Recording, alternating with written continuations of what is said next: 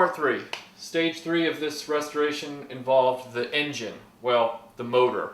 I shouldn't call it an engine. The engine's on the Falcon or in the back.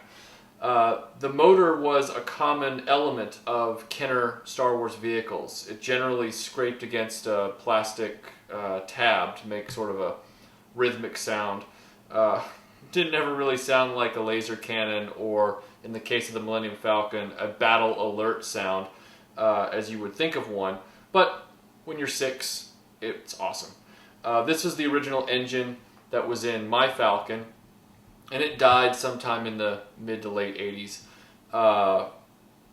Most of the time, what ends up happening is that the engine, the motor, doesn't run for a while, and then when you finally try and fire it up again, it seizes. Also, sometimes what happens is the copper leads will just get tarnished a little bit, and then it won't make good contact with the batteries. Some people say use fine sandpaper, some people say use OxyClean, some people say use vinegar.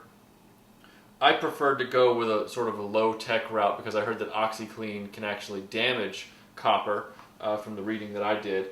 I went with emery cloth, which is made for sanding metal parts. And so what I ended up doing was I ended up polishing, sanding down the copper leads on either end of the circuit. At that point, what I then had to do was figure out what was keeping the engine from turning. And thankfully, in this case, it seems to be that the engine wasn't turning because it wasn't making good contact after the oxidation or the tarnishing had occurred. So, I'm going to go through the process of reinstalling this motor, and the first thing I'm going to do before I get it reinstalled, now that I've tested it and I know that it works again, is I'm going to use 3-in-1 oil on it. You can also use sewing machine oil, but you want to fill the motor back up with a little bit of fluid so that it continues to operate well, because a motor like this that's 34, 35 years old has probably dried out of all of its oil, and so if you keep running it, it's like running a car without an oil change. It will eventually burn up because there's nothing to keep it at a low, cooler temperature as it spins up. It's really important to get the oil into the engine and then get it around the spindle. So what I'm doing here is I'm filling it through the holes on one side and hoping that it gets in there, and then I'm going to turn around on the other side, and you can remove this gear just by pulling on the other side, and I'm going to fill from the other side as well, just so that I can get some good fresh oil in there.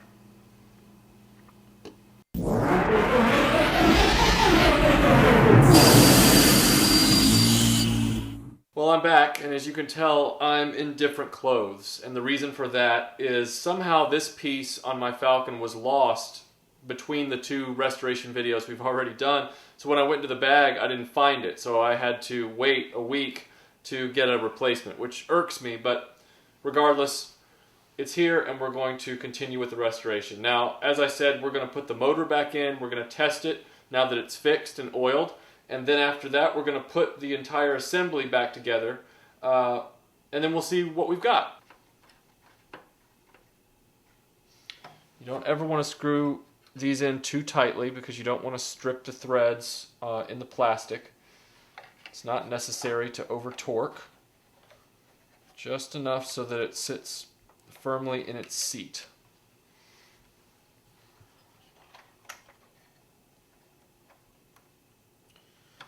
Alright, that's in place. And now what we can do with our battery door is we can test this engine and see if we've gotten it right.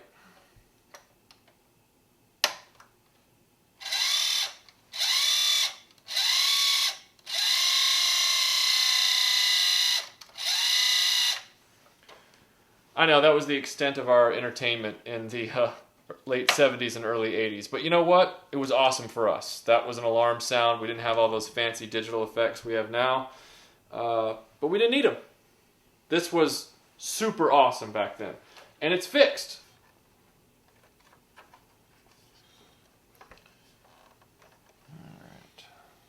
Those are in.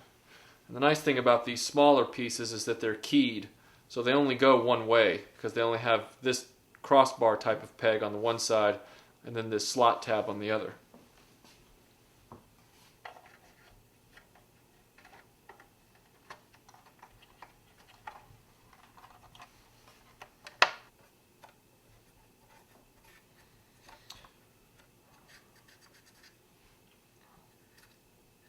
You want to be very careful when you're putting the top piece back on over this cardboard insert. As you can tell, mine's just taken a little bit of a beating just from childhood play, but I don't want to make that worse. So now that I've keyed it into the slot tabs on the bottom of the fuselage, I'm just going to gently make sure that as I set down the top part that I don't nick it too badly.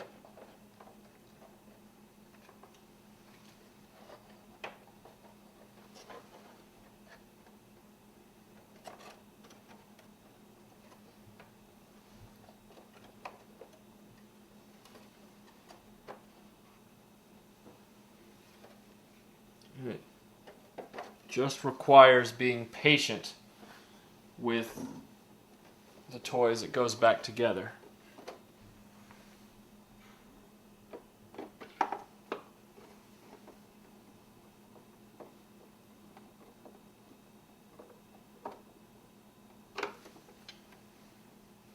So I started at the front mandible and I'm working my way over to the far corner.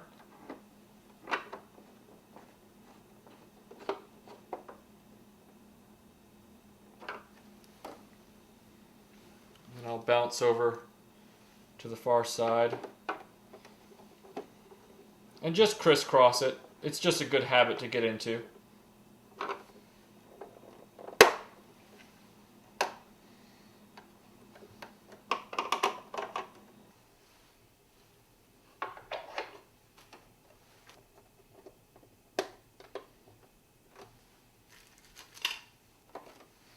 You don't want to force this cockpit hinge, but you do want all sides of it to get down underneath the lip of the console, like so. Put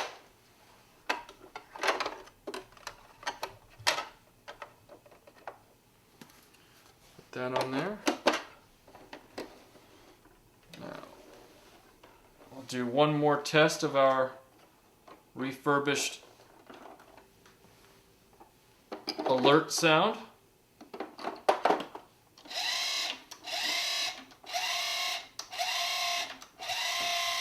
We've got all the accessories back on the ship for the most part, minus the access ramp. The last step will be in part 4, the final part of our restoration, which will be, I'll show you how to put the vintage stickers back on the ship, and then I'm going to figure out how to source the few stickers that are missing that I realized I didn't have anymore. They just flaked off and I never realized it until now. And then there's going to be the final add-ons, specifically the Jedi training remote, which hopefully will be here next week. Thanks for watching, and I hope you look forward to part 4 where we have a few surprises for you.